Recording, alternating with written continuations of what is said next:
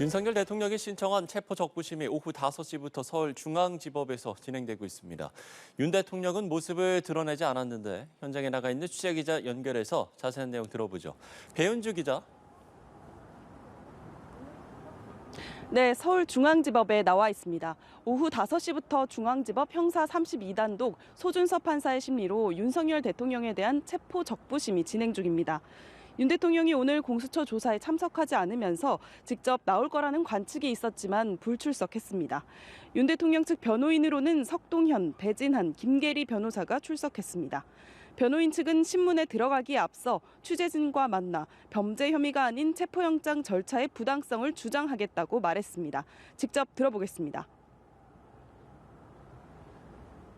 체포영장 청구 발부가 다 법에 어긋나 있고 또 특히 체포 집행 과정에서 지금 공수처는 55 경비단의 관저 출입 허가에 관한 공문을 위조까지 해가면서 불법하게 집행을 했던 부분도 체포 적부심 담당 재판부에 저희들이 주장을 하게 될 것입니다. 그럼 오늘 그간 윤 대통령은 내란죄 수사권이 없는 공수처가 불법으로 체포했다는 주장을 근거로 공수처법 제31조를 들어왔는데요. 이에 따르면 수사권과 기소권 모두 공수처에 있는 경우 중앙지법이 아닌 법원에도 기소할 수 있도록 돼 있습니다.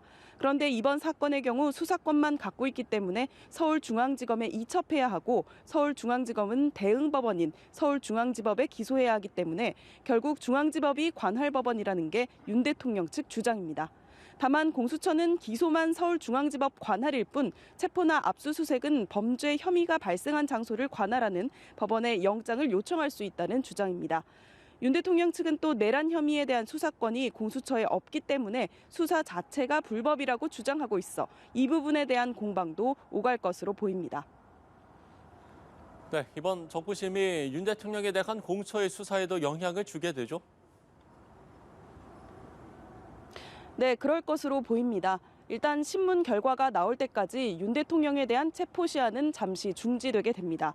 체포 시한 48시간이 도달하는 17일 오전 10시 30분에 그 전에 구속영장을 청구하려던 공수처의 시계도 잠시 멈추게 됐습니다. 또 오늘 오후 두 번째 조사를 진행하기로 했지만 윤 대통령 측이 충분히 입장을 얘기했다며 거부했습니다.